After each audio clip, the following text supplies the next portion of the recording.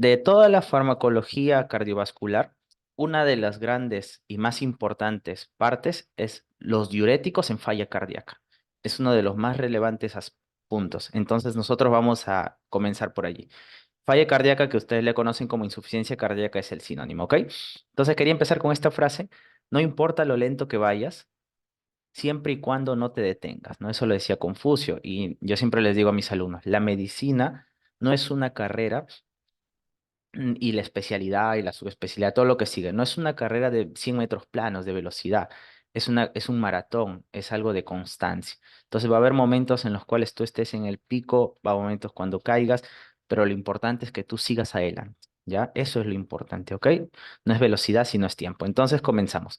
Miren, en primer lugar, lo que quiero definir con ustedes bien claro es qué es insuficiencia cardíaca o falla cardíaca, porque ahí es donde vamos a utilizar los diuréticos. Y si tú no tienes la definición, no te va a servir de nada la farmacoterapia y la farmacología aplicada que vamos a ver. Entonces, la insuficiencia cardíaca, antes se decía que con los criterios de Framingham, de signos y síntomas, dos mayores o un mayor y dos menores, uno podía definirlo. Actualmente no. Para que tú digas que alguien tiene insuficiencia cardíaca, tiene que tener signos o síntomas. Síntomas, disnea, ortognia, ¿no?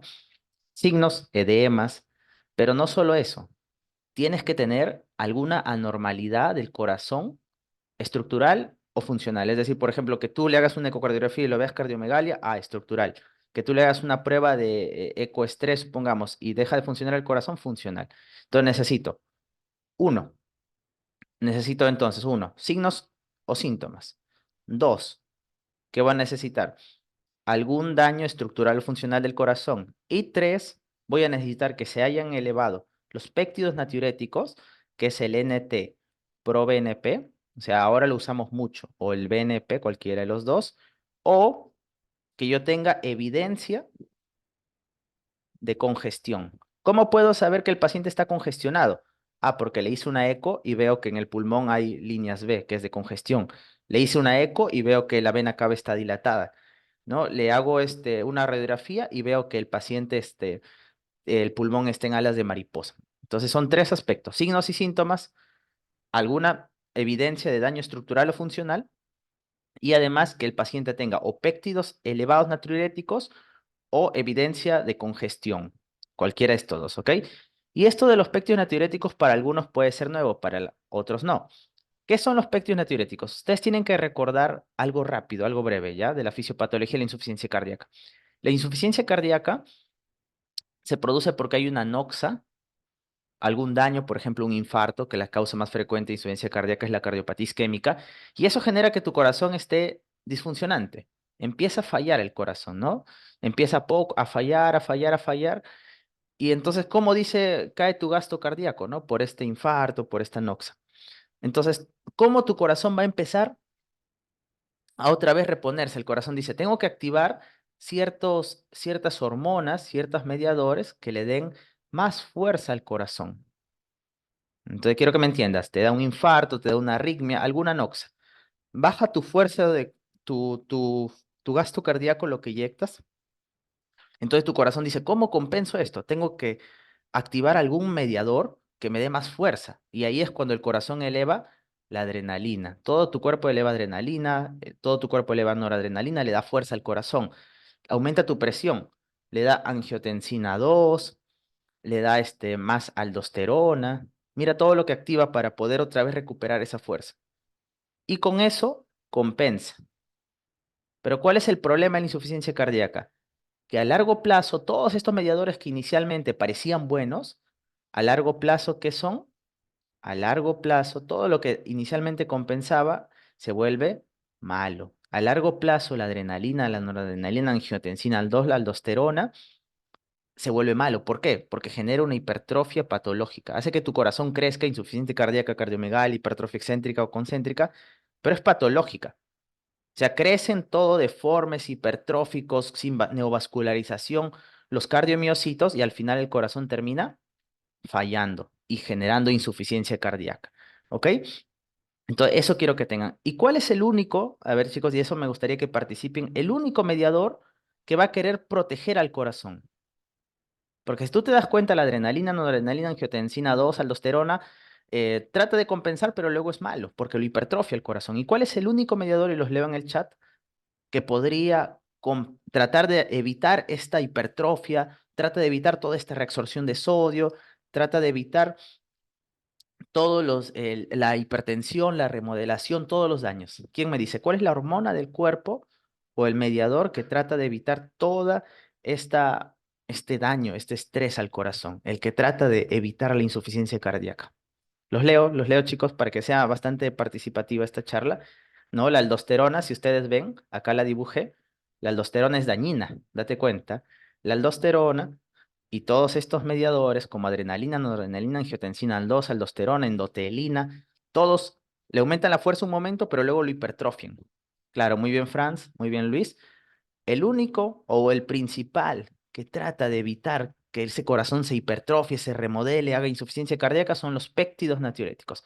Es como el bueno de la película, el péptido natriurético. ¿Cuáles son los péptidos natriuréticos? El BNP, el péptido natriurético, el ANP, BNP. Entonces, en insuficiencia cardíaca, por eso se elevan, ¿no? Por eso, para hacer el diagnóstico, yo necesito que estén elevados. Porque, ¿qué significa que estén elevados los pectinatiuréticos? Ah, que hay un daño en el corazón y estos tanques tratan de salvar al corazón. Entonces ya tenemos la definición de insuficiencia cardíaca, ¿verdad? Tiene que haber signos y síntomas, tiene que haber algún daño estructural o funcional y además tengo que al menos uno de los dos. O péptidos que están tratando de compensar este daño o alguna evidencia de congestión por ecorradiografía. Esta es la definición universal de falla cardíaca. Así como hay definición universal de infarto, también hay de falla cardíaca. Y lo otro que tienes que saber, lo otro importante, como es peor, que no es una charla de insuficiencia cardíaca, sino de fármacos, en este específico diuréticos, es que la insuficiencia cardíaca, el paciente es diferente el que está crónico del paciente que es este crónico cuando se exacerba, se descompensa de una falla cardíaca descompensada. El crónico vive con una disnea que la tolera, lo tolera, toma sus medicamentos y con eso vive, ¿no? Vive tranquilo. Pero, por ejemplo, supongamos que le dio una arritmia. Todo el corazón que estaba, bueno, tolerando con la medicina, ya no lo tolera. La arritmia lo descompensó al paciente. ¿Y qué le pasa? Se hinchan las piernas, ¿no? Edemas, el pulmón se llena de líquido, ¿no? Y se puede morir en ese momento. Entonces, es diferente el tratamiento de alguien que es crónico a alguien que se descompensó. Y el tema que vamos a ver, los diuréticos, es para, sobre todo, el descompensado. El descompensado era un paciente crónico que estaba yendo bien y algo pasó y se descompensó. Aquí es donde tú tienes que dar los diuréticos. Ya en este punto es donde tenemos que dar los diuréticos, no se olviden, ¿ok? Entonces, espero que eso haya quedado claro. ¿Listo? Vamos a avanzar. Entonces, cuando un paciente se descompensa, miren, este es el crónico, el estable, lo estoy resaltando. Estaba en NIHA 1, estaba tranquilo.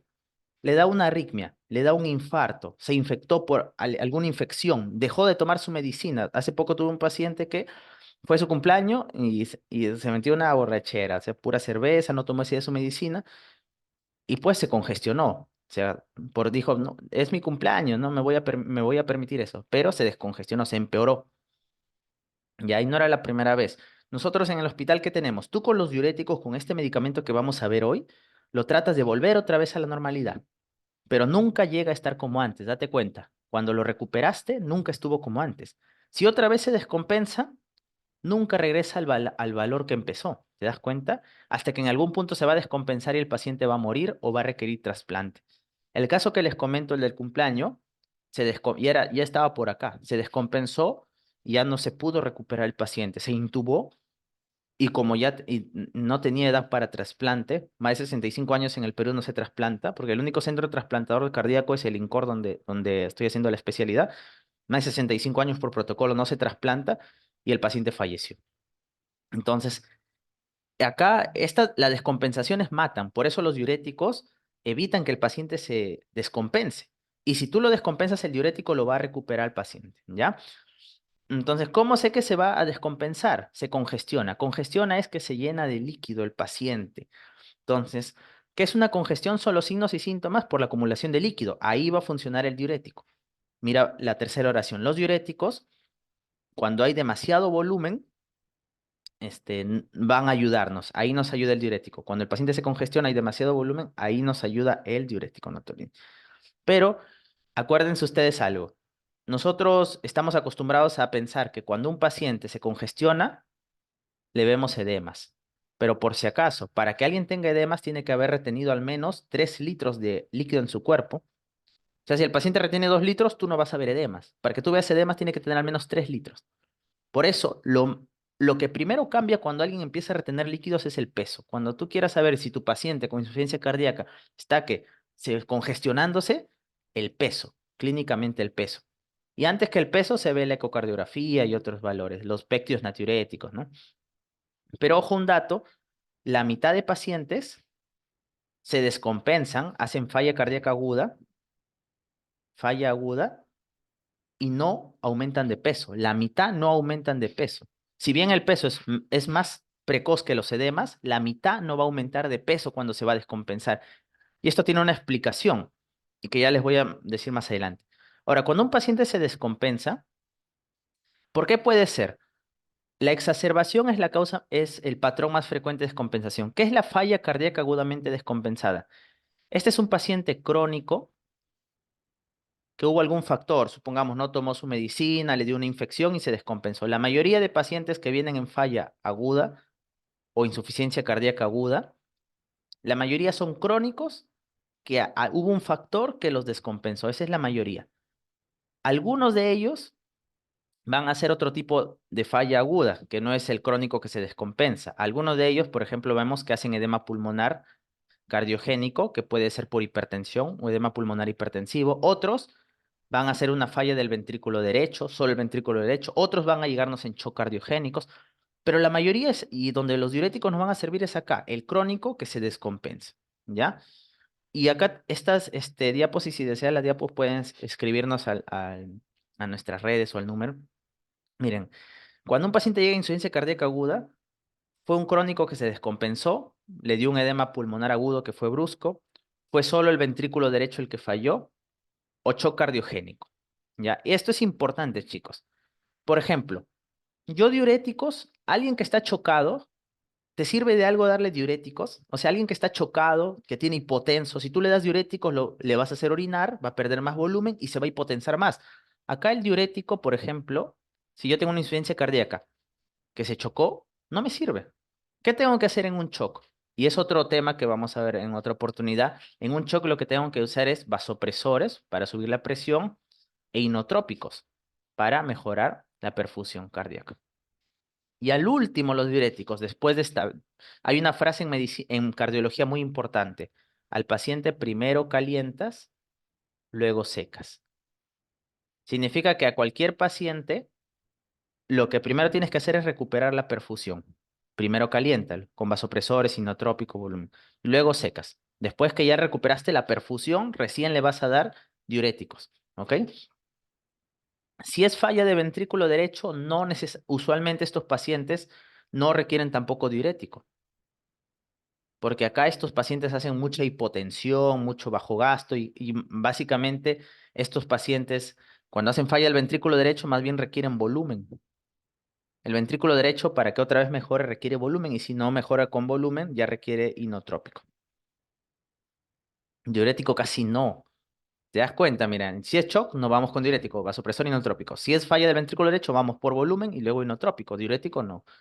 Si es edema pulmonar agudo, este es un paciente que ustedes van a ver bastantes en las emergencias, hace una hipertensión brusca, se cierran todos los vasos, imagínate que se cierren todos los vasos de tu cuerpo, entonces la sangre no tiene a dónde fugar, porque todos los arteriolas, todo se han cerrado por esta hipertensión brusca y toda la sangre retorna al corazón, el corazón como es insuficiente no lo va a soportar y se va al pulmón, edema o el pulmón. Este paciente lo que requiere es intubación orotraqueal, porque hace la famosa ala de mariposa, y lo que va a requerir es abrir estas arterias. El edema agudo pulmonar hipertensivo lo que requiere es abrir las arterias, entonces requiere vasodilatadores, que es otro tema de cardio que vamos a ver, por ejemplo, la nitroglicerina. Y después, los diuréticos, ¿no? El que sí o sí vamos a empezar con diuréticos usualmente es el crónico que se descompensa. Entonces, no te olvides. De los pacientes, de los fenotipos de insuficiencia cardíaca aguda, shock cardiogénico, no vamos con diurético al inicio, falla ventrículo derecho, no vamos con diurético al inicio, edema pulmonar agudo, si bien lo vamos a usar, no es lo primero, sino son los vasodilatadores. Y en los crónicos descompensados, esto sí, ¿no? Vamos a usar diuréticos y le agregamos más o menos, depende de la presión, vasodilatadores. Entonces, este fenotipo es el que, y es el más frecuente, ¿recuerdan? 65% es el que vamos a estudiar con la farmacoterapia que hoy vas a aprender. ¿Ok? Hasta ahí vamos bien. Ahora, cuando llegue el paciente, doc, ¿yo cómo sé que es un shock, que es una insuficiencia ventrículo derecho, un edema pulmonar agudo? Esta clasificación de Stevenson, y lo han preguntado antes, es hartamente conocida, ¿no? Y lo clasificaba a los pacientes A, B, L, C. Apréndelo porque vienen exámenes, ¿ya? Decía, si mi paciente viene congestionado, yo le voy a decir que está húmedo. ¿Cómo sé que está congestionado? Tiene crépitos, tiene ortognios, disnea cuando está el decúbito, tiene edemas, ingurgitación yugular, hepatomegalia, ascitis, reflujo. Ah, ya. Todos los que tengan congestionado van a ser húmedos. Húmedo. Puede ser B o C. Doc, si tu paciente con insuficiencia cardíaca no está está con insuficiencia cardíaca, pero no lo veo con edemas ni nada, ah, ya, esos son secos. Cuando no hay congestión, son secos. Y luego te decía, también vamos a ver si no está chocado. Porque si está chocado, no le doy diuréticos. Primero doy vasopresores inotrópicos, ¿no? Entonces, veía, hay hipoperfusión, o sea, está chocado el paciente. Si está chocado, frialdad distal, se llama frío, frío, frío. Y si no está chocado, hay buena perfusión, caliente, está caliente, ¿no? Porque sus dedos están calientes, buen llenado capilar, etcétera. ¿Cuáles son signos de choque? Extremidades frías, no orina, oliguria, no le llega sangre al cerebro, confusión, presión de pulso disminuida, que es la presión sistólica menor la diastólica, hipotensión, etcétera. Entonces tú tienes que encasillar a tu paciente. A los chocados, acá no va diurético de primero. Primero, acuérdate la frase de medicina.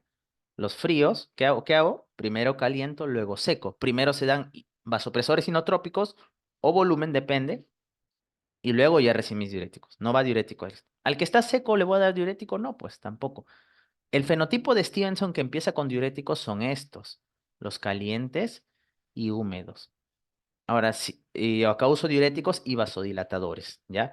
Si tengo presión, uso vasodilatadores. Si no tengo presión, solo diuréticos. Y este es el más frecuente, dicho sea de paso. Entonces, acá es donde vamos a usar los diuréticos que has venido a aprender, porque te van a poner varias preguntas, ¿no? ¿Usted usaría furosemida en tal? Acuérdate que los fríos no vamos primero con furo, lo que necesitamos es primero perfundir. Entonces, miren, cuando un paciente viene con falla cardíaca agudamente descompensada, el crónico que se descompensó, ese fenotipo, no estamos hablando del shock, no estamos hablando del edema agudo pulmón que requiere intubación, tenemos que ver por qué se descompensó. O sea, todo el paciente estaba como crónico, ¿por qué se descompensó? ¿No tomó su medicina? Puede ser, ¿no? Pero también tienes que aprenderte esta mnemotecnia, el Champik, ¿no?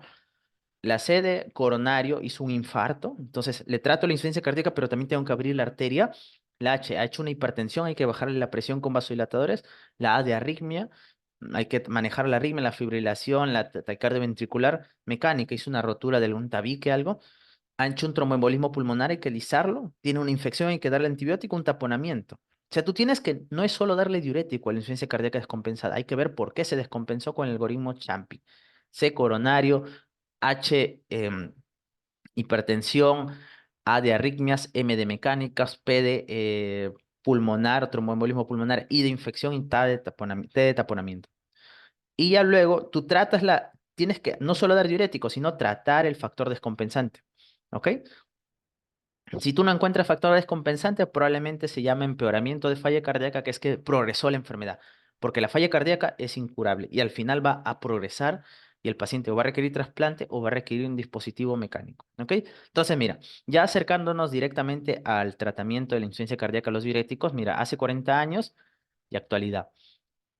Los pacientes requieren estar en una posición sentada porque si no van a tener ortognia. Requieren oxígeno si desatura. Si satura menos de 90%, tiene una frecuencia respiratoria más de 25 o un mal patrón, requieren oxígeno. Podrían llegar a terapia con ventilación positiva, es decir, CPAP o intubarse, depende. Si tienen mucha disnea que no toleran, podrían llegar a requerir morfina, pero este es nuestro tema, ¿verdad? A esto hemos venido. Diuréticos, diuréticos, ¿no? Y ya si hacen shock, algo van a requerir inotrópico, vasopresores, balón de contrapulsación, etcétera, ¿no? Entonces, quiero que te des cuenta. Forrester hizo la misma clasificación que Stevenson, pero usaron parámetros invasivos y fue en posinfarto. La forma de saber que alguien tiene, el corazón está congestionado es con la presión capilar pulmonar. Si es más de 18, ese corazón está con presiones muy altas y se congestiona. Si es menos de 18, no. Y la forma de saber si está chocado es con el índice cardíaco. ¿El índice cardíaco qué es? Es el gasto cardíaco entre la superficie corporal. Si el índice cardíaco es menos de 2.2, ese paciente está hipoperfundido. Si es más de 2.2, está normoperfundido. Entonces, ¿cuál era el que hemos venido a conversar, a tratar principalmente? Este, ¿verdad? El que era el patrón B, A, B, L, C. El húmedo, porque el capilar más 18, o sea, tiene edemas, y caliente, porque hay normoperfusión, ¿no? Y ahí vamos a hablar. Entonces, yo veo a mi paciente congestionado. Si tiene perfusión adecuada, estoy en el húmedo caliente, húmedo tibio. Si tiene presión alta, le doy vasodilatadores y luego diuréticos. Pero si tiene su presión limítrofe, empiezo con diuréticos. Pero al fin y al cabo, ambos van con diuréticos. En cambio, en el resto, los que están fríos, inotrópico. Si es frío por hipertensión, vasodilatador. Si no hay congestión, no tengo por qué dar diurético, más bien le voy a dar volumen, ¿ok? ¿Recuerdas el dato que te dije de que por más que el peso aparezca antes que los edemas, un 54% de pacientes que hacen insuficiencia cardíaca aguda o falla cardíaca aguda no aumentan de peso, o bueno, el aumento es menos de 1 kilogramo? ¿Por qué? Porque hay un dato que quiero que tú tengas claro, ¿ok? Miren, la volemia, o sea, la cantidad de sangre que tenemos en el cuerpo, ¿dónde está más, chicos? ¿El volumen sanguíneo, en arterias o en venas? A ver, ese dato sí quiero, yo siempre te voy a preguntar datos de básicas, porque eso te vas olvidando conforme avanzas. ¿Qué porcentaje está en venas? ¿Qué porcentaje está en venas? Claro, muy bien, Cristian, 70%. Y en arterias un 25, un 30%, ¿ya? Ahora, esto sí yo te lo voy a decir porque es algo nuevo probablemente para ti. En las venas se divide en volumen estresado y en volumen no estresado. Ah, eso sí, no he escuchado mucho, ya. Volumen estresado es lo que está en las venas que está que recircula y llega al corazón y está haciendo precarga. El volumen estresado es el que contribuye al corazón a hacer precarga. Es el que da la presión venosa central, el que llega al corazón y le da precarga. Es el volumen estresado, que es el 30% nomás de todo. Volumen no estresado es como la reserva que tienen las venas, que es un 70%. De este 70, el 70% es como una reserva y la mayoría está en el lecho esplácnico. O sea, si yo te pregunto, de todas las venas, ¿dónde hay más sangre entre todas las venas del cuerpo? En el lecho esplácnico. El lecho esplácnico es todo lo que rodea las vísceras, ¿no? Entonces, este es un volumen que tú tienes como de reserva, que no está que contribuye a la precarga. La mayoría es en el lecho esplácnico y ahí está la mayor cantidad de sangre venosa. ¿Ok? Ese dato espero lo tengas claro. Ahora, muchos pacientes hay dos fenotipos de congestión, ¿ya? O dos fenotipos. Unos pacientes cuando hacen insuficiencia cardíaca descompensada hacen el fenotipo llamado el fenotipo tisular o de, este, congestión hidrosalina. ¿Qué significa esto? Este es el típico paciente que retiene sodio y agua. O sea, la falla cardíaca que va reteniendo su riñón poco a poco sodio y agua, sodio y agua, sodio y agua, es el fenotipo tisular o de congestión hidrosalina. Este grupo sí requiere diuréticos, porque está que aumenta, y estos sí van a aumentar de peso. Su riñón está que reabsorbe demasiado. Por eso los diuréticos van al riñón, ¿verdad? Bloquear. Ahora, el otro fenotipo, el otro fenotipo se llama de redistribución vascular, ¿ok? O de aumento de presiones de llenado. Este segundo fenotipo, ¿qué es lo que hace? ¿Recuerdas el volumen no estresado, que era la reserva? Ya, el volumen no estresado, ese 70%, de golpe ingresa a ser volumen estresado. ¿Y tú crees que el corazón va a aguantar, ese corazón insuficiente va a aguantar que le aumente 70% de volumen de golpe? No, ¿verdad? Y estos pacientes hacen insuficiencia cardíaca aguda porque cambia de compartimiento. Por eso se llama redistribución. Lo que era, lo que estaba en el lecho esplácnico, que era el no estresado, que no contribuye a la precarga, de golpe se va a la precarga y eso va al corazón. El corazón insuficiente no va a aguantar y se va a los pulmones. Este grupo no aumenta de peso, pues, ¿no? porque solo cambió de compartimiento. Y este grupo no requiere diuréticos a altas dosis, lo que requiere es vasodilatadores, abrir esas venas y que otra vez regrese. Por eso no, el 54% no aumenta de peso, porque muchos de ellos son redistribución vascular, que requiere vasodilatadores, que ya lo vamos a ver en otra charla, nitroglicerina, otro fármaco de cardio. Pero en los diuréticos, más que todo, no significa que no voy a usar diuréticos, sino que voy a usar a menos dosis, menos frecuente.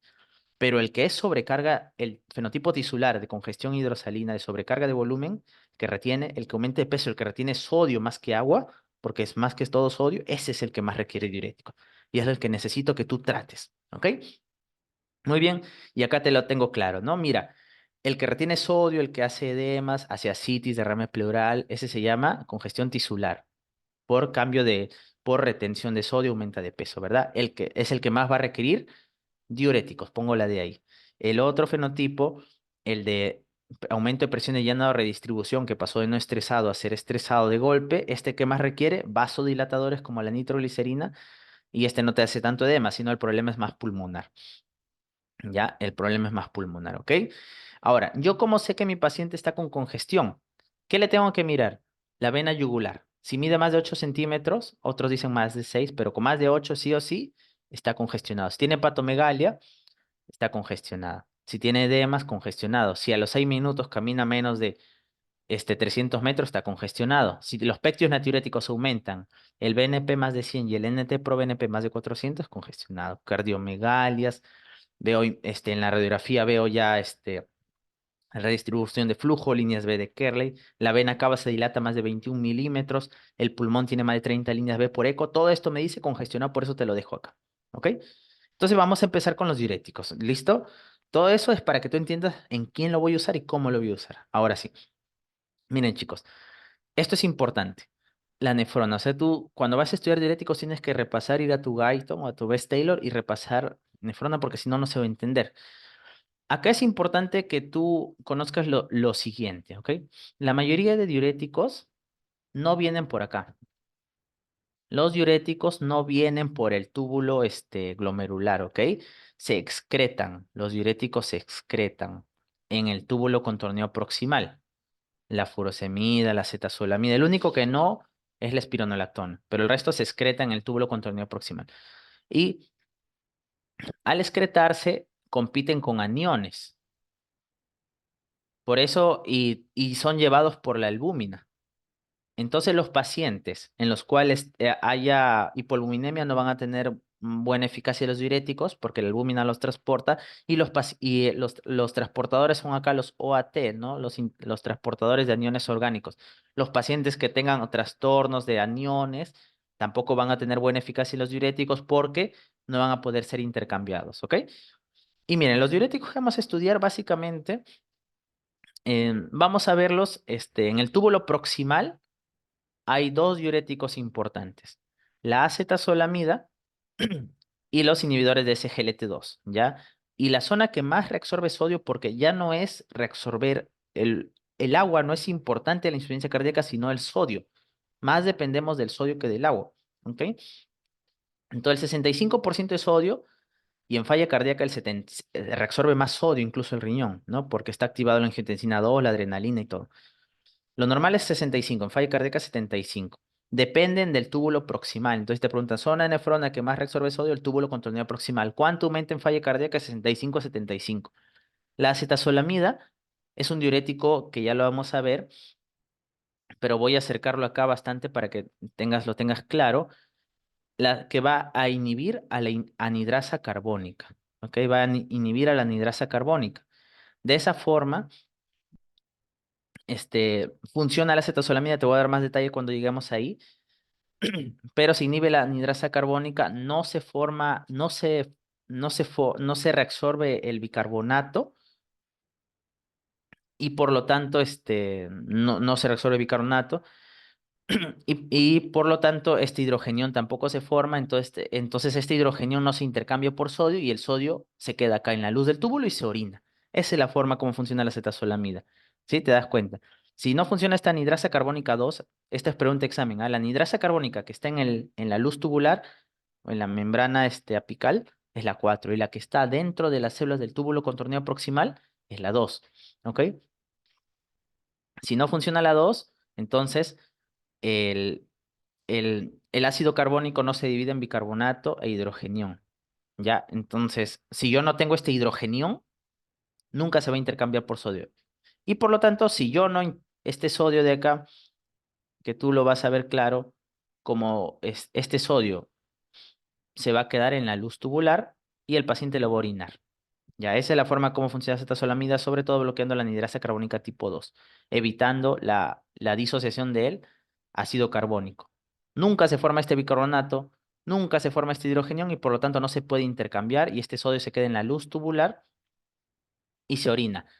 La acetazolamida evita la reabsorción, pregunta examen, del 60% de sodio. La acetazolamida evita la reabsorción del 60% de sodio. ¿Ok? Y es en el túbulo contorneado proximal en cemento S1. ¿Ya? Ahora, acá vamos a tener el otro mecanismo en el túbulo proximal son los inhibidores de SGLT2. ¿Ok? Ahora, vamos a tener los SGLT1 y SGLT1 y los SGLT2. ¿Ok? La mayoría de fármacos bloquean al SGLT2 como empaglifosina, dapaglifosina, pero el sotaglifosina bloquea el SGLT2 y también al SGLT1. Ese es un dato importante, ¿ya? Ahora, los SGLT2 van a evitar la reabsorción solo del 5% de sodio y justamente acá hay un transportador de sodio-glucosa que se va a bloquear por estos inhibidores del SGLT2. Ojo que el SGLT2 tiene que ver con el 90% de lo que hace de este es importador, ¿ya? De sodio glucosa. Y el SGLT1 el otro 10%. Por eso la mayoría ataca el SGLT2, que es el 90% de este 5%. ¿Ok? Y bueno, y el único que tiene mecanismo para bloquear ambos es el sotaglifosina, ¿ya? Entonces, SGLT2 5%, acetazolamida 60%. Acetazolamida anhidrasa carbónicas y por lo tanto nunca se disocia el ácido carbónico y el sodio se queda. SGLT2 bloquea el importador de sodio-glucosa y se queda el sodio y la glucosa y se orina. Es el mecanismo proximal. No te olvides, es esto, ¿ok? Luego vamos a tener, importante, a los diuréticos de asa. Esto es 25%. 25%. ¿Y qué bloquean? La bomba de sodio-potasio 2-cloro. Sodio-potasio 2-cloro. ¿Ya? Luego vamos a tener como la furosemida. En el túbulo contorneado distal, la parte temprana proximal, hay un simportador de sodio-cloro que es bloqueado por la hidroclorotiazida y se evita el 5%. Y el otro 5% es en la parte distal del túbulo contorneado distal, que tiene que ver con la aldosterona, ¿no? Entonces están los bloqueadores de aldosterona, antagonista del receptor de mineralocorticoide como espironolactona, y es el otro 5%. Y luego están los acuaréticos. Los bactanes son los acuaréticos, que acá en el túbulo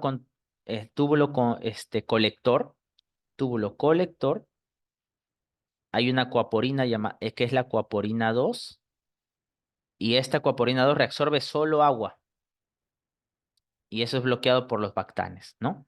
Por los bactanes. Entonces es como un panorama de los mecanismos de acción que quiero que veas. En todo lugar hay fármacos y vamos a ir viéndolos poco a poco, ¿ok? Entonces tengo mi paciente en húmedo caliente, en una falla cardíaca descompensada, y yo digo, voy a usar diuréticos, no está chocado, voy a usar diuréticos, ¿cómo los uso?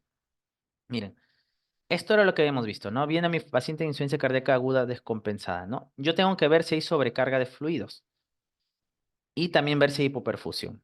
Si hay hipoperfusión, más uso inotrópicos que diuréticos. Si no hay hipoperfusión, uso mis diuréticos. ¿Cuál es el principal diurético? Es pregunta examen. Yo sé que tienes acá un montón de diuréticos, ¿no? Acetazolamida y SGLT2, Bactanes, espironolactona, hidrocloroquina, pero siempre en falla cardíaca descompensada, el primer diurético, y es pregunta de examen, son los diuréticos de asa. Y cuando los diuréticos de asa no resuelven el problema, combinamos diuréticos y ya usas el resto, ¿ok? Y si no resuelves el problema a pesar de eso, tienes que usar terapia de reemplazo renal. O sea, vas a usar diálisis, ultrafiltrado. Y si no resuelves con eso, el paciente va a fallecer. Vas a trasplante o solo a paliativo, ¿ok? Ese dato quiero que lo tengas claro. ¿Listo? Entonces, miren, paciente viene con sobrecarga hídrica, ¿ya? Yo lo, ¿Cuál voy a usar inicialmente? El diurético de asa. El que más tenemos nosotros es furosemida. Entonces, lo que, ¿cuánto le doy inicialmente? Esta es una pregunta muy buena examen, ¿no? El paciente que ya es diferente la respuesta del diurético si él ya tomaba o no. Por ejemplo, el que ya tomaba diuréticos ya está acostumbrado a tomar diuréticos. Entonces, un dato que te voy a dar. Miren, la furosemida, que es el principal diurético de asa, puede venir en vía oral y endovenosa, ¿ya? Una tableta de furosemida tiene 40 miligramos y una ampolla tiene 20 miligramos. ¿Ok, Eve? Si te preguntan la equivalencia entre vía oral a endovenosa, tú tienes que decir 40 miligramos de vía oral es igual a 20 miligramos de endovenoso. ¿Ok? O sea, una tableta de 40 miligramos es igual a 20 miligramos de endovenoso. ¿Ok? Porque no todo lo vía oral se absorbe. Y este es un dato que te voy a dar. ¿Cuánto es la biodisponibilidad de la furosemida? Todo lo endovenoso es 100%, ¿verdad? Pero en vía oral la biodisponibilidad de furosemida es de un 10 a un 100%. Es muy variable la biodisponibilidad de furosemida, de 10 a 100. Así que en promedio la mitad se absorbe. Por eso 40 miligramos de vía oral son 20. ¿Ya? Ahora, por ejemplo, ¿qué me bajaría mi biodisponibilidad? Los alimentos. Furosemida no se puede tomar con comidas porque no se absorbe. Si el paciente tiene edema intestinal, o sea, una falla cardíaca derecha y los intestinos están edematizados, no se va a absorber. Es muy variable. Y no te olvides esto, el paciente que ya tomaba diuréticos tiene menor respuesta. El que ya tomaba diuréticos tiene menor respuesta. Por eso cuando tú vas al paciente a darle furosemida, tú tienes que preguntarte, ¿ya tomabas diuréticos? Si sí tomabas, tú tienes que darle 2 veces lo que él tomaba en casa. Doctor, tomaba 40 miligramos, dale 80. Doctor, tomaba 80, dale 160. El que ya tomaba, se le da el doble. Esa puede ser una pregunta de examen, ¿no? A un paciente que ya tomaba diuréticos, usted le va a administrar furosemida. ¿Qué consideración hay que tener? Que si ya tomaba, le tenemos que dar el doble. Y si él es renal, como los diuréticos funcionan en el riñón, y si el paciente ya tiene falla renal, todo está fibrosado, tienes que darle hasta el triple. Nosotros habitualmente, si bien la guía dice 2 veces, el estudio DOSE, el que dio estas pautas, lo hizo por 2,5 veces. Entonces, supongamos que él ya tomaba 40 miligramos. Por 2,5 yo le doy 100 miligramos. 2 veces. O 80, que es el doble, o 2,5 100.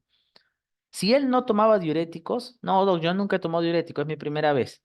Ah, entonces no está acostumbrado a su cuerpo, no hay resistencia, ya no hay tolerancia. Le doy 20 miligramos, una ampolla a 2 máximo. Y yo como sé que funciona mi diurético, tengo que ver la respuesta. ¿Recuerdas que te dije que más importante que el agua es el sodio? Entonces, lo más importante que tú tienes que ver es cuánto sodio hay en la orina. En 2 horas el paciente tiene que tener más de, acá dice 70, pero de 50 a 70 de sodio urinario en las primeras 2 horas. O sea, ya le pusiste la furosemida, pa. Entonces luego a las 2 horas, todo lo que he orinado, pones una tira de sodio, una tira reactiva y ves cuánto sodio hay. Si hay al menos 70, eso es buena respuesta. Pero si el paciente ha orinado menos de 70 a 50, doc, no tengo esas tiritas para ver sodio. Ah, ya, entonces mira cuánto ha orinado su diuresis. Tiene que orinar a 100, a 150 a las 6 horas. O sea, en 6 horas mínimo 600. ¿Ya? Si ha orinado menos de 100 a 150 por hora en 6 horas o menos de 70 a 50 de sodio en 2 horas, o sea, si ha orinado poco, porque yo lo sé porque no tiene el nivel de sodio que quería en orina, ni ha orinado la cantidad, o sea, no ha respondido. Si no responde, ¿qué hago?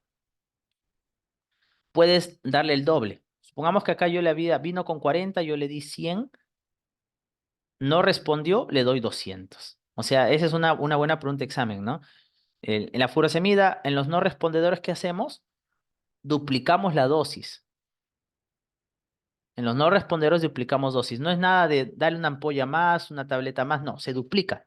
Si era 80, 160. Así se funciona la furosemida. Y pautarla cada 2 horas, dicen, ¿no? ¿Ya? Y si no me responde a duplicar la dosis, ya iba mi segundo diurético, o sea, la hidroclorotiazida, la espironolactona, la acetazolamida, los otros diuréticos. El segundo diurético, ¿cuándo lo uso? Cuando no hay respuesta a duplicar la dosis. No te olvides eso. Lo voy a acercar para que lo tengas claro. S- Primero le doy furosemida, depende si ya tomaba o no, como te expliqué. Si no, si ya tomaba, le doy 2 a 2,5 veces lo que tomaba. Si no tomaba, le doy 20 a 40 miligramos, 1 a 2 ampollas. ¿Cómo veo la respuesta a furosemida? Otra pregunta de examen. A las 2 horas con el sodio urinario, a las 6 horas con la diuresis. Es mejor el sodio urinario. Si me he orinado menos de 50 a 70 milimoles por litro en 2 horas, orina menos de 100 a 150 por hora en 6 horas, ¿qué hago? Duplico la dosis. Si estaba en 100, paso 200. Y si no me responde con eso, le agrego un segundo diurético. Hidroclorotiazida, acetazolamida, los inhibidores de SGLT2, la espironolactona, el tolbactam. Segundo diurético es cuando no me responde a doblar la dosis. ¿Ya? Es en los pacientes que yo sospecho resistencia diurética. Pero si sí me responde, doc, ¿sabes qué? Estoy orinando espectacular. Mire, orinó 600.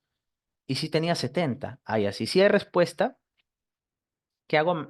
La dosis que le di, estos 100 lo hago cada 12 horas, ¿no? Lo administro cada 12 horas, ¿no? 100 cada 12 horas. Y listo. Así, acá ahí salen varias preguntas de examen y cómo vas a manejar a tus pacientes, ¿ok? Ahora, si a las 24 horas, ¿cuánto debe tener de diuresis? O sea, te pueden preguntar, ¿cuánto debe ser la diuresis del paciente con diuréticos en cada día? Tiene que orinar más de 3 a 4 litros por día como mínimo, como mínimo. Si hay buena respuesta, al menos 100 por hora, estoy en este rango, mantengo mi dosis de furosemida. Si hay mala respuesta, perdón, si está congestionado, o sea, hay mala respuesta, ya, depende, ¿no? ¿Persiste la congestión? Sí, o sea, hay mala respuesta o no. Ya, si ya no está congestionado, desescalo, o sea, bajo mi dosis, bajo mi diurético. Si sigo congestionado, tengo que darle más furosemida y mi segundo diurético. Si a las 48 horas sigue congestionado, va el tercer diurético. Y si a las 72 horas, o sea, el segundo día, tercer día, sigue congestionado, puedo ir un cuarto diurético o irme a diálisis. Entonces así va, ¿ya? Al inicio puedo ir a mi segundo diurético, a las 24 horas puedo pasar un tercer diurético y perdón, a las 48 horas puedo pasar un tercer diurético y a las 32 a un cuarto diurético, no se olviden. Ya te voy a enseñar cuándo usas cada uno. Y es importante que tú titules según el sodio urinario. Por ejemplo, este fue un trabajo que de 310 pacientes donde se comparaba a ver si yo quería saber lo estándar versus intensivo, ver si es mejor ver la respuesta con el sodio urinario o con diuresis 150 por horas o como usualmente se hacía antes de esto, ¿no? Y se dieron con la sorpresa que era mejor utilizar el sodio urinario. Ese es el push trial. Y el push trial demostró que es mejor utilizar el sodio urinario que utilizar el sodio urinario menos 70 por hora o la diuresis menos 150 por hora, como más de 70 y más de 150, perdón, es mejor que los cuidados intensivos, que peso, que edema, que todo lo que quieras, es mejor estos parámetros. ¿Ya? Mínimo 70 de sodio urinario a las 2 horas o 150 por hora a las 6 horas. Eso fue el push trial. ¿Ok? Entonces empezamos con los diuréticos de asa. Este cuadro es importante. Ya, esto lo resume todo. Vamos a hablar de los diuréticos de asa. ¿Qué te van a preguntar acá? ¿Cuáles son los más importantes? Furosemida es el que tenemos, pero también existe bumetanida y torcemida, ¿no? Ahora, este es el que más tenemos, pero también hay, por si acaso, bumetanida en Perú. Torcemida no hay, pero si hubiese fuera excelente. Te van a preguntar la equivalencia. Anota. Un miligramo de bumetamida equivale a 20 miligramos de torcemida y eso equivale a 40 miligramos de furosemida. Un miligramo de bumetanida equivale a 20 miligramos de torsemida y esto equivale a 40 miligramos de furo. Por lo tanto, ¿cuál es el más potente? Bumetanida, ¿no? Porque con un miligramo es lo mismo que 40 de furo, ¿ya? Pero torsemida tiene otros efectos. Tiene efectos, este, antiproliferativos, puede inhibir el RAS, el sistema renina-angiotensina-aldosterona. Tiene otros efectos importantes que no lo tiene la furo ni la bumetanida. Por eso se cree que este podría ser el mejor, porque tiene otros efectos, no solo hacerlo orinar. ¿Ok? Es importante. Ya sabe la equivalencia. Una bumetanida, 20 miligramos de torsemida, furosemida 40. ¿Cuál es el más potente bumetanida? ¿Cuál es el menos potente furosemida? ¿Cuál es el que tiene otros efectos además de diuresis? Es torsemida. ¿Ok? ¿Cuál es la dosis máxima? Aquí están. Ya, 10 a 15 bumetanida, torsemida 200 a 300 y furosemida 400 a 600. Pero ya vamos a ver que lo máximo en los estudios es 1 gramo. ¿Puedo llegar a 1 gramo de furosemida? Sí. Y en la ficha técnica dice 1,5 gramos, porque dosis máxima también te pregunta. Esto es importantísimo también. Ha venido en múltiples preguntas de examen. Tiempo de vida media. Yo me acuerdo así, mira. Bumetanida, 1 a 1,5. Me quedé en 1,5. Furosemida, 1,5 a 3. Me quedé en 3. Y torsemida de 3 a 6. Bumetanida 1, 1,5. Furosemida 1,5 a 3. Y torsemida de 3 a 6. Tiempo de vida media lo han preguntado muchas veces. Y créame que es importante recordarlo. Ya esto sí no es memoria pura, sino tiene su utilidad en la práctica. El tiempo de inicio, miren. Por ejemplo, si yo le doy furo, se mide en vía oral, puede iniciar en media hora mínimo a 1 hora. Pero si yo lo doy endovenoso, 5 a 10 minutos ya está iniciando. ¿Y puedo dar furosemida en subcutáneo? Sí, inicia en media hora. Biodisponibilidad.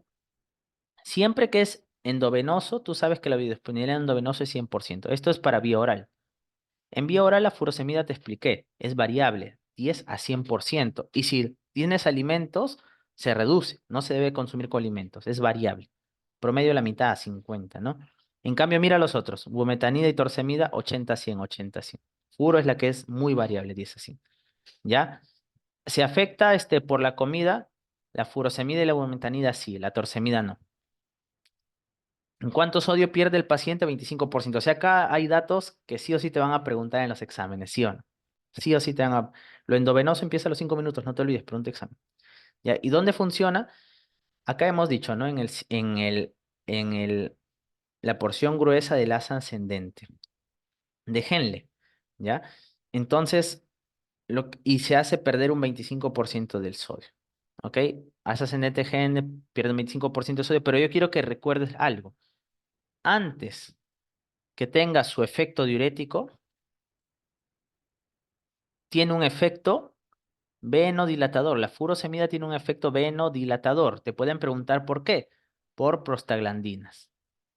¿Ya? Porque libera prostaglandinas y venodilata. Por eso te ayuda mucho en el edema agudo de pulmón. O sea, tú das furosemida en el edema agudo de pulmón, no solo porque va a orinar ese líquido que está en pulmón, sino porque venodilata. Ya, eso es importante. Su efecto venodilatador. ¿Ya? Y es por prostaglandina. No solo tiene el efecto a nivel de la bomba de sodio, potasio, 2 cloro en el asa ascendente de Henle, ¿no? Importante ese dato. Y cuando tú das, este líquido isotónico lo vuelves hipotónico. Acá está la mácula densa. La mácula densa, cuando sensa un líquido hipotónico, ¿qué es lo que hace? Activa el sistema renina-angiotensina-aldosterona, al RAS. ¿Ya? Eso hace la mácula densa. ¿Y cómo puede existir la resistencia a diuréticos? Miren, ¿por qué? ¿Qué puede pasar? Los pacientes que ya toman furosemida con el tiempo, la mácula densa le manda señales y dice, bueno, estoy que no sé por qué no reabsorbo sodio acá y voy a hipertrofiar las zonas que me quedan para reabsorber sodio. Por eso los pacientes con resistencia diurética, ¿qué es lo que pasa? Tienen hipertrofia del túbulo contorneo distal y reabsorbe un montón de sodio este tubo contorneo distal. Por eso ya no responden a la furosemida, porque si bien no lo reabsorbe acá, este tubo lo que reabsorbía solo 5% distal, ahora reabsorbe un montón. Y eso es gracias a que la mácula densa sensa señales hipotónicas. ¿Ya? Y acá cuando tú das furo más hidrocloro, ya bloqueas todo, ¿no? Y ahora, es importante saber que la mácula densa, al sensar líquido hipotónico, va a activar al sistema renin-angiotensina-aldosterona. Entonces, cuando tú uses furosemida, tienes que saber que con el tiempo se va a activar la angiotensina 2 y la seca, y va a estar hiperactivo todo ese sistema. ¿Ya? Y su efecto venodilatador es importante que lo sepas. Entonces, miren, los diuréticos de ASA, ¿cuáles son los efectos positivos? Sintetizan prostaglandinas, relajan músculo liso y hacen vasodilatación renal y pulmonar. Con esto bajan la precarga, o sea, venodilatan y hacen vasodilatación renal y por lo tanto acá en el glomérulo baja la presión intraglomerular. Por eso puede, como baja la presión acá, la sangre a veces pasa directo y puede elevar un poco la creatinina. Ya no te olvides eso. Y eso mejora la función cardíaca, sí. También, como haces un balance negativo de sodio y agua, el corazón ya no está con tanta sobrecarga y bajan las presiones de llenado intracardíaca y por lo tanto ya no se dilata tanto el ventrículo y ya no hay tanta insuficiencia mitral, ya no hay estrés e isquemia de la pared porque estaba tan dilatado que bajaba la perfusión coronaria por tanta dilatación y mejora la función cardíaca. Eso es lo bueno de la furosemida y los diuréticos de ACE. Pero tienen efectos adversos, no te olviden. Porque como te dije, como hay un líquido hipotónico, la mácula densa va a decir, ¿por qué no reabsorbo sodio? Y va a activar al sistema renina-angiotensina-aldosterona. Y esto con el tiempo, ¿qué va a hacer? Que donde se reabsorbía 5% de sodio, que era la zona distal, donde funcionaba el hidroclorotiazida, el importador de sodio-cloro, se hiperactive. Y el paciente va a reabsorber mucho más, a reabsorber mucho más sodio y en la zona distal y va a ser hipertrofia de las células tubulares distales. Ya, eso se llama, y eso va a contribuir a la resistencia diurética. O sea, se hipertrofia toda la zona distal y eso hace resistencia diurética. Por eso el paciente hay que darle el doble, el triple de dosis, ¿no? ¿No? Eso es la reabsorción posttubular, ¿no? Y se hiperactiva todo el sistema renina-angiotensina-aldosterona, se aumenta demasiado la aldosterona y así hipertrofia la nefrona distal. O sea, la aldosterona es la que va a hacernos hipertrofia. Y todo eso contribuye a la resistencia diurética. Entonces, quiero que veas qué pasa. Mira, cuando tú das a un paciente diuréticos, va a perder peso, ¿no? Pero con el tiempo lo va a querer volver a ganar y vas a llegar al mismo estado. ¿Por qué? Porque cuando tú das diurético al paciente, el paciente empieza a perder sodio, sodio, sodio, sodio, sodio, sodio, sodio. Pero llega un punto en el cual ya no va a poder perder más sodio y líquido porque llega a un estado estable. ¿Por qué? Porque se activa tanto el sistema renina-angiotensina-aldosterona que si bien tú lo haces orinar, él lo reabsorbe, el riñón lo reabsorbe y se queda en un estado estable. Lo bueno es que ese estado estable es cuando perdió peso. Lo ideal cuando tú manejes diuréticos es una vez que tú lo hiciste perder peso y llegaste a un nuevo estado estable, no regrese, no regrese acá. ¿Cómo haces que no regrese acá? Que no otra vez recupere. ¿Por qué recupera el paciente? ¿Por qué reabsorbe tanto sodio, y todos los electrolitos y otra vez recupera el peso? Porque se había activado, ¿recuerdan que les dije que se activaba el sistema renina-angiotensina-aldosterona? Se había activado demasiado el renina-angiotensina-aldosterona. Entonces, cuando tú llegas a este estado estable, lo que tienes que hacer es evitar que se active este. Si no, otra vez va a recuperar peso. Entonces, ¿cómo evitas? Das bloqueadores, por ejemplo, de la enzima, los IECAS, los ARA2, que lo vamos a ver en otro tema, la espironolactona. Hay que bloquear todo esto para que no reabsorbe demasiado sodio el paciente y no otra vez se congestione. Siempre que doy diuréticos, tengo que luego bloquear el sistema renina-angiotensina, aldosterona, angiotensina, renina-angiotensina, aldosterona, porque si no, ese sistema está hiperactivo y va a reabsorber demasiado sodio. ¿Ya? Esto también te preguntan. Miren, esta es la curva de la furosemida, dosis y respuesta de la furosemida. Pueden preguntar, ¿cómo es la curva de la furosemida? Es como una S itálica, ¿verdad?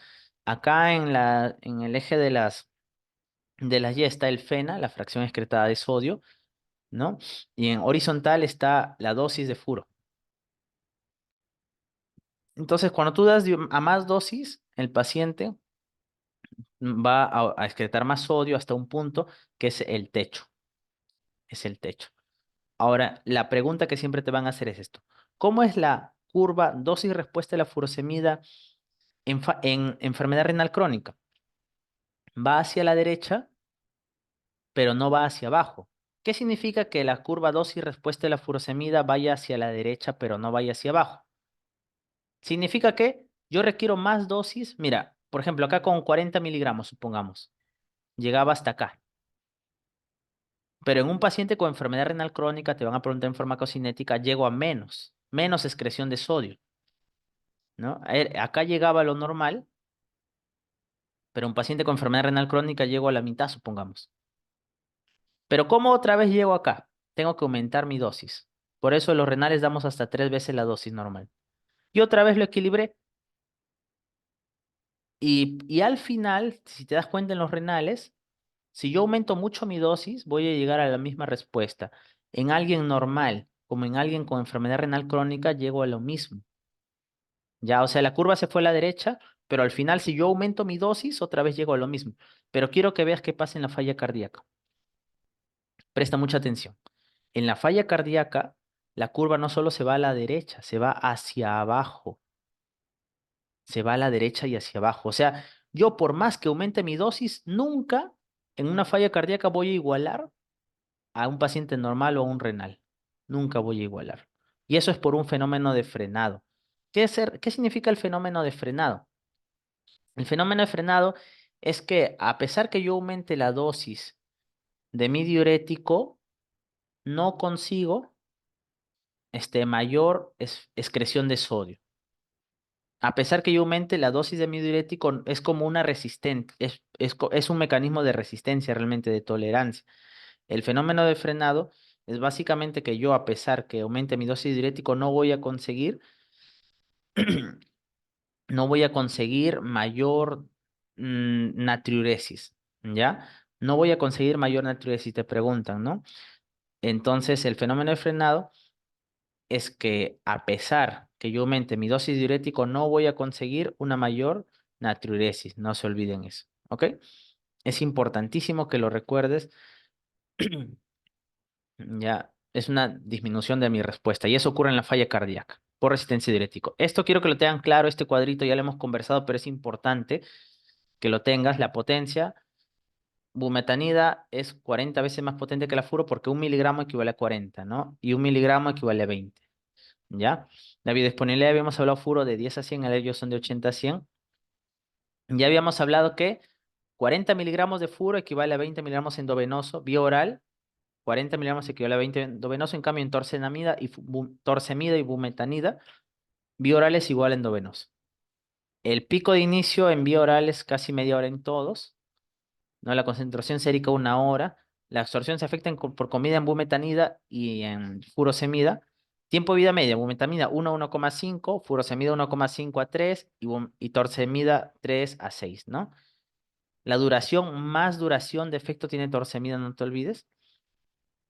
Y el torsemida tiene más efectos pleiotrópicos, ¿no? Tiene antialdosterona, es antirremodelador, es menos caliurético, por eso se dice que es mejor realmente, ¿no? Y esto también quiero que recuerdes, ya que está la dosis equivalente, es importante, ¿ah? Miren, furosemida al 100% se metaboliza en riñón, ¿no? En cambio, bumetanida 50-50, torsemida más es en hígado, ¿ya? El tiempo de vida media aumenta de la furosemida, o sea, demora en eliminarse más en falla cardíaca, en falla renal, como ustedes están viendo. ¿Ok? Es importante. Y esto era lo que habíamos conversado, ¿no? Miren, en una falla cardíaca, quiero que vean, por ejemplo, el fenómeno de frenado, ¿no? Yo nunca voy a llegar al valor normal en sano, y si tienes renal, peor todavía, va más hacia la derecha y hacia abajo.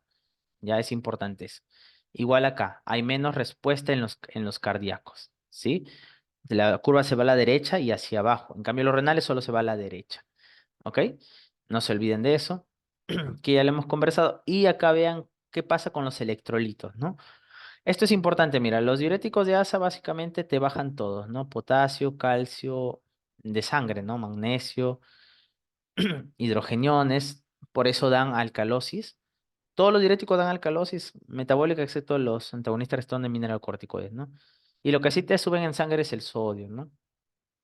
Porque te hemoconcentran, pueden ser ototóxicos, ¿no? Por ejemplo, la tiacida, lo típico que tiene la tiacida es que te aumenta el calcio, ¿no? Eso es importante, ¿no? De ahí te bajan todo. Y tienes que tener cuidado con los diuréticos porque como te aumentan el ácido úrico pueden darte gota, ¿no? Ten cuidado en eso, ¿no? Ya de ahí te bajan todo.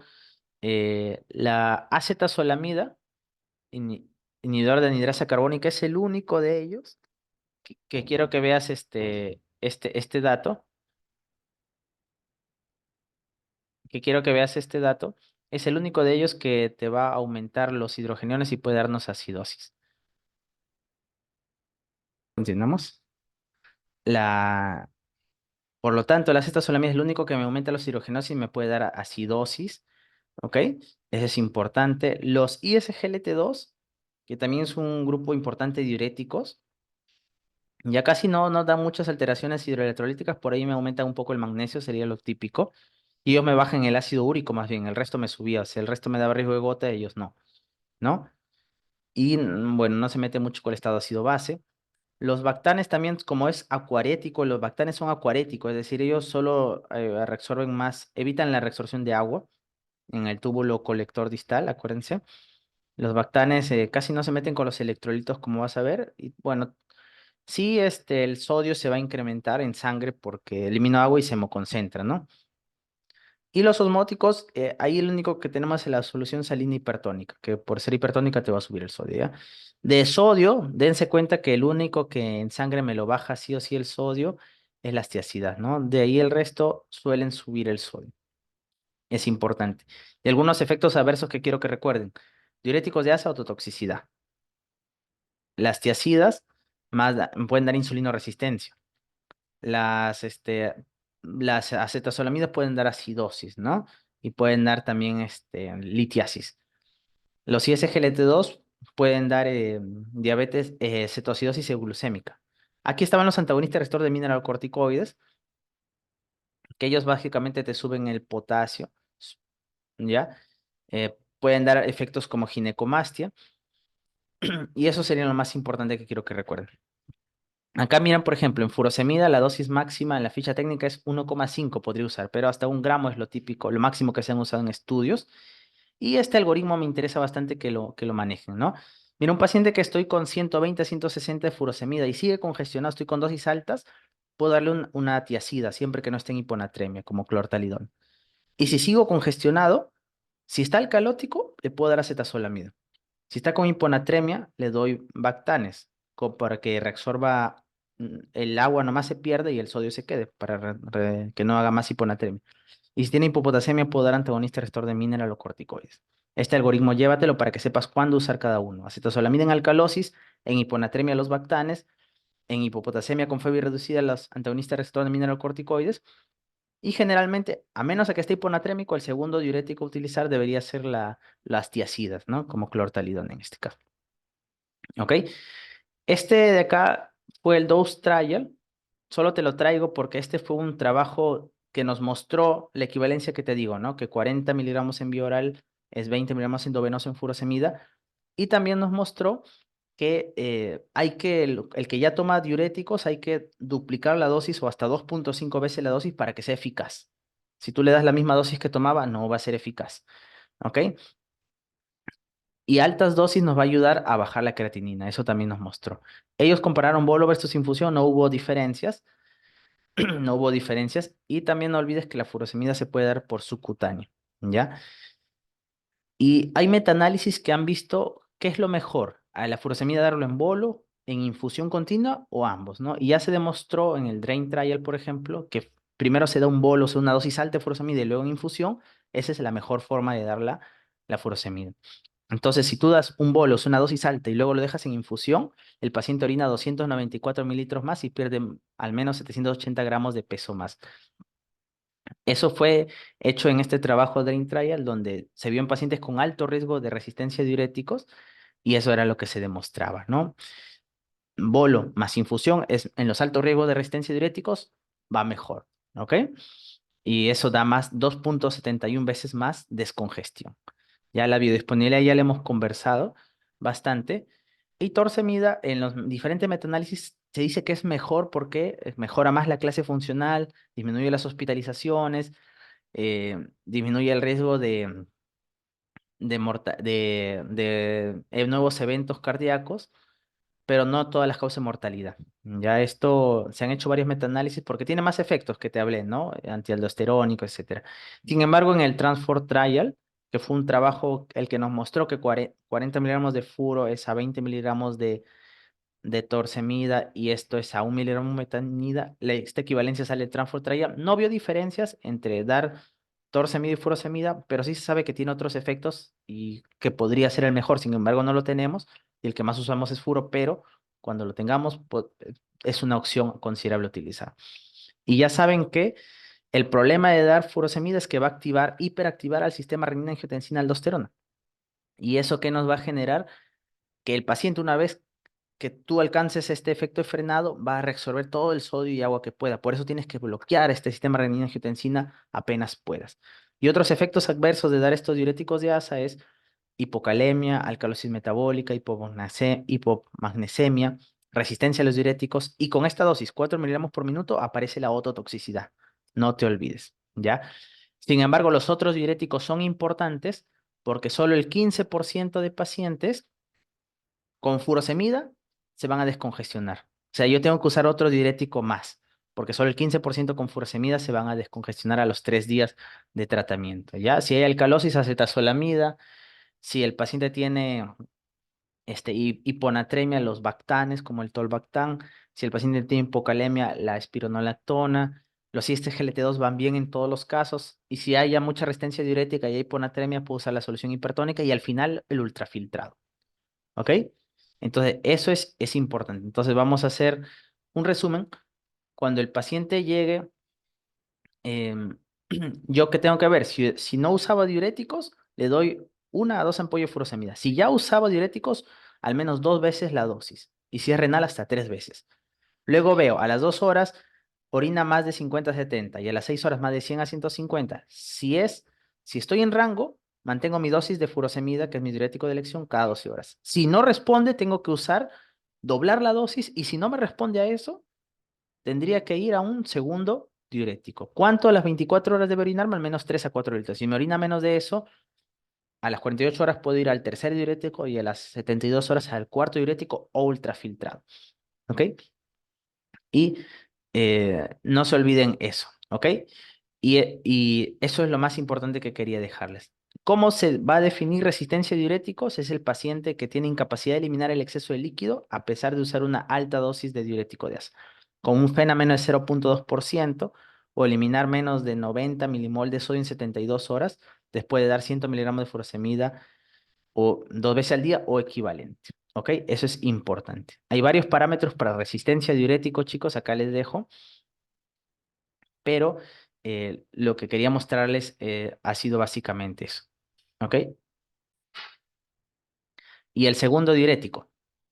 Esto llévense, por favor. Cuando yo voy a usar mi segundo diurético, si el paciente tiene sodio normal, las tiacidas han ido bastante bien como segundo diurético. Si el paciente está con alcalosis metabólica hipoclorémica, sobre todo con un bicarbonato más de 27, acetosalamida sería el mejor segundo diurético. Si mi paciente está con hipopotasemia, podría ser espironolactona mi segundo diurético. Si mi paciente tiene hiponatremia, los Bactanes. Y si no, solución salina hipertónica. Y siempre funciona a menos de que esté con inotrópico, los ISGLT2 como mi segundo diurético. Entonces acá te dice cuándo usar qué diurético usar como segundo diurético. Tiacidas, acetazolamida e ISGLT2 son los tres mejores a la fecha. Y si no funciona, ultrafiltrado, que es como diálisis. ¿Ok, doctores? Muy bien, perfecto. Como conclusiones de las charlas, no se olviden que los pacientes con insuficiencia cardíaca, con congestión clínica y subclínica, van a tener mayor mortalidad, peor pronóstico. Si tú solo buscas signos o síntomas para ver si está congestionado el paciente, es insuficiente, vas a necesitar biomarcadores como los pectinadiuréticos o imágenes para saber si está congestionado y si puedo usar diuréticos. Según el fenotipo de congestión, concluyendo, voy a guiar mi terapéutica. Si es congestión hidrosalina, tisular, van mejor los diuréticos. Pero si el paciente es más redistribución vascular, más vasodilatadores y en segundo lugar diuréticos. Siempre iniciar con el diurético de asa como mi primer diurético de elección y en los que yo sospecho resistencia diurética o quiero descongestionar más rápido, debo usar un segundo diurético según lo que conversamos. Y al alta, como va a estar muy activo el sistema renina-angiotensina, tengo que usar mi terapia médica óptima. Es decir, al alta el paciente debe irse con un IECA o un ARA2 para bloquear el RAS, con beta bloqueadores, con ISGLT2, con espironolactona para bloquear la aldosterona, porque eso va a mejorar el pronóstico. ¿Ok? Bueno, muchas gracias, chicos, por su atención.